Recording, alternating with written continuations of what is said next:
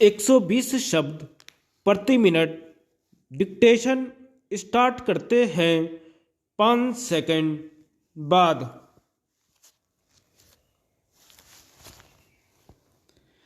श्रीमान जी, भारतीय बाल कल्याण परिषद से संबंधित किसी भी उत्सव में आकर मुझे हमेशा प्रसन्नता होती है। शायद ही ऐसा कोई रचनात्मक काम हो जिसका संबंध बालकों के कल्याण से न हो, अतः परिषद का काम अनंत है। साथ ही साथ अर्थाभाव और प्रशिक्षित व्यक्तियों की कमी जैसी कठिनाइयों से मैं बराबर परिचित हूँ, जो कोई भी नया काम प्रारंभ करने के रास्ते में आती हैं, और कभी कभी तो पुराने कामों को चला पाना भी कठिन हो जाता है। हमारे जैसे विकासशील देश में इन कठिनाइयों से नहीं बचा जा सकता। इनसे बचने का सबसे अच्छा रास्ता यह है कि हम कुछ चुने हुए कार्य क्षेत्रों में भी अपना ध्यान लगाएं। बाल कल्याण कार्य में भोजन अथवा बच्चों के उचित पोषाहार की व्यवस्था को सबसे ऊंची प्राथमिकता मिलनी चाहिए। भोजन तथा पौष्टिक आहार के बिना कोई और कार्यक्रम संभव नहीं। सच बात तो यह है कि इसके अभाव में लोगों के जीवन और स्वास्थ्य को भी खतरा है। मैं चाहती हूँ कि स्कूली बच्चों को खाना देने का कार्यक्रम पूरे देश में चलाया जाए। इस कार्यक्रम को प्रारंभ करने में मेरा भी कुछ हाथ था, और मुझे इस बात से खुशी है कि आजकल यह कार्यक्रम पूरे देश में 1 करोड़ बच्चों तक फैल चुका है। इसके बाद प्रतिभावान और जरूरतमंद बच्चों के लिए छात्रवृत्ति और भत्ता देने का कार्यक्रम आता है।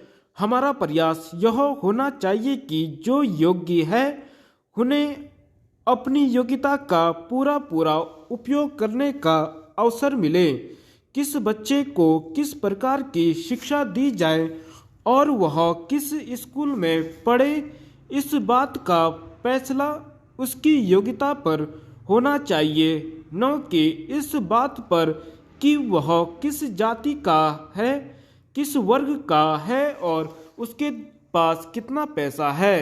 यहाँ मैं यह भी कहना चाहूँगी कि योग्यता की माप हमेशा केवल परीक्षाओं से ही नहीं हो सकती। बहुत से बच्चे हैं जिनका विकास धीरे धीरे होता है और उनके पास ऐसे गुण होते हैं जिनसे उनका या देश का भला हो सकता है, किंतु वे आम परीक्षाओं में उतने अच्छे नहीं रहते। इसके बहुत से उदाहरण हैं, किंतु उनमें से विंस्टन चर्चिल का उदाहरण सर्वविदित है। शायद आप लोगों को यह अच्छी तरह मालूम हो कि बालक चर्चिल अपनी स्कूली जीवन में बहुत पिछड़ी था। श्रीमान जी, फिर भी वे दुनिया के महान लोगों में थे और अपने देश के महान नेता थे।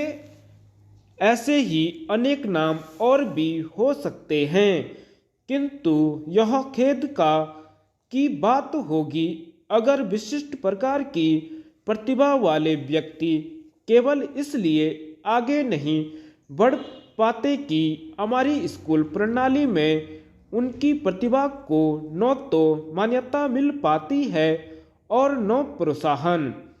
वास्तव में पिछड़े हुए और विकलांग बच्चों की विशेष समस्या है, जिसके लिए भारतीय बाल कल्याण परिषद ने विशेष प्रयास किए हैं।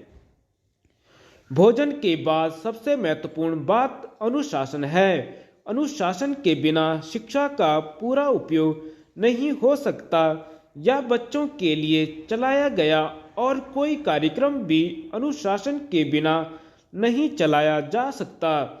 स्कूलों में नैतिक शिक्षा हो या न हो, यह बहस का विषय है। मेरे विचार में बच्चों पर उनके माता पिता, अध्यापकों और उनके पड़ोसियों के भी व्यवहार का बहुत प्रभाव पड़ता है। बच्चे जिस तरह अपने चारों ओर के लोगों का व्यवहार देखते हैं, उनके भीतर भी वैसे ही नैतिक और सामाजिक विचारों का विकास होता है।